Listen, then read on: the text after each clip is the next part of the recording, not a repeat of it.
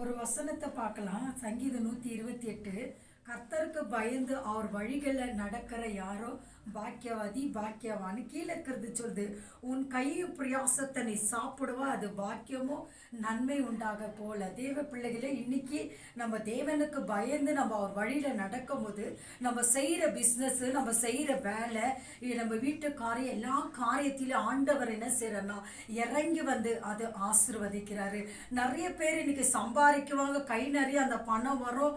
ஆனால் வந்து அது என்ன பண்ண, அது ₹1 கூட இல்லாத சாயங்காலம் பேமெண்ட் வாங்கினோன்னு எல்லாம் சாயந்தரத்தில் அந்த பணம் என்ன பண்ண, கடங்காருக்கு அவங்களுக்கு இவங்களுக்கு எல்லாம் பிரித்து ₹1 கூட இருக்காது. ஆனால் மேலே இருக்கிற வசனம் நம்ம கர்த்தருக்கு எல்லா ஜபத்திலையும் சரி, கொடுக்குற விஷயத்திலையும் சரி, ஊழியத்தில் தாங்குற விஷயத்தில், ஜபிக்கிற விஷயத்தில், எல்லா காரியத்திலும் நம்ம கர்த்தருக்கு பயந்து நடக்கும் போது அந்த கீழே இருக்கிற வசனம் என்ன சொல்லுதுன்னா, உன் கை பிரியாசத்தை நான் ஆசீர்வதிப்பேன், அது பாக்கியமும் உனக்கு நன்மை என்ன செய்ய உண்டாகும்.